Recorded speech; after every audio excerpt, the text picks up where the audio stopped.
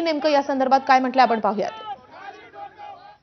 असं आहे की नवी मुंबई महानगरपालिकेच्या हॉस्पिटलमध्ये मातेचं दूध मिळावं आणि गरीब मुलांना इथे ज्या मातेला दूध येत नाही किंवा काही माता मरतात त्यांची मुलं त्यांच्यासाठी पूर्ण नवी मुंबईमध्ये ती चेन सुरू करू। आज आपण त्या मातेच्या दुधाचं एक मिल्क अपत्पेढी आपण चालू केलेली आहे।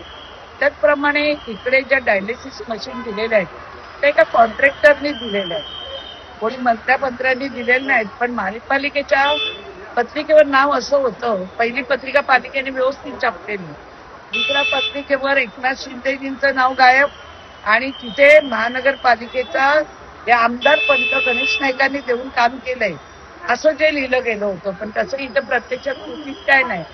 सिव्हिल काम करण्यासाठी त्यांनी काही पैसे आमदार निधी दिलेला आहे। ऐरोळीमध्ये करायला पाहिजे जी कामं ती बेलापूरमध्ये होऊन करतात। ऐरोळीची एवढी कामं, एवढे प्रश्न माझ्याकडे येतात की कोण कोण तिथे निरुंबला केंद्र मागतं, कोण व्यायामशाळा मागतं, साधा आधार आणि रेशन कार्डला यांची लोक भेटत नाहीत। ती सुद्धा लोक माझ्याकडे घनसोली, कोपरखेरणा, ऐरोळी सगळीकडनं येतात, तरी मी देत असते। माझ्याकडे गट्टेच्या गट्टे पण आहेत। पण हे मला एक दिवशी जेटीवर मी 2004 मध्ये आमदार असताना आमदार निधीतून जेटी बांधली, त्यावेळी यांनी मला तिथे येऊन सांगितलं की मी इथला आमदार आहे, तुम्ही मला न विचारता कशी काय कामं करता। मग हे वाक्य ते विसरले का? मी पण आता इथले आमदार आहे, मला कुठल्या विश्वासात घेतात। 2 मशीन मी 1 वर्ष झालं डायलिसिसच्या CSR फंड LNT कंपनीकडनं मी इथे घेतल्या, कारण डायलिसिसचे लोकांना पैसे द्यावे लागतात। आता हे डायलिसिस चालू केलंय हे पैशानीच केलेलं आहे, फुकट काही नाही इथं। मग महापालिकेचा एवढा पैसा जातो कुठे? दुसरी गोष्ट, तुम्ही जर एवढी मोठी मोठी नावं देऊन प्रसिद्धी करता की तुमच्यामुळे झालं, तुम्ही हे विचारलं का की डायलिसिस मशीन कोणी दिल्या, कशा दिल्या, त्याचे पैसे किती लावणार? म्हणजे फुकट क्रेडिट घ्यायचं। आणि आता मी तुला सांगते, मी कंटाळलेली आहे, मला आता बस झालं, मी पक्षालाही सांगून थकलेली आहे। आता पुढचं काय करायचं ना पाऊल उचलायचं ते मी उचलणार आहे।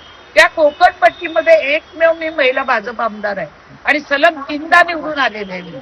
असं नाही मी की गटाकडे एकदा निवड पडली दुसऱ्यांदा आली, असं दुसऱ्या आमदारांसारखी मी गॅप घेत नाही। तर लोकांनी माझ्या काम बघून संलग्न मला निवडून दिलेला आहे आणि माझा प्रत्येक वेळी तिचा अपमान केला जातो। शिंदेसाहेब पालकमंत्री आहे, त्यांचा तो होतो, त्यांचं चाललेलं आहे, पण मी तर आमदार आहे ना, मी तर काम करते ना, मी लोकांना वेळ देते ना, इथे सगळ्या उपकरणं मी देते ना।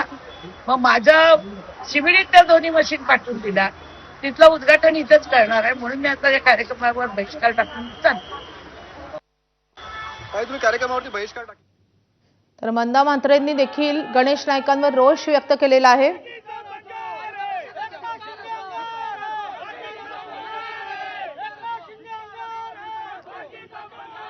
तर वाशीत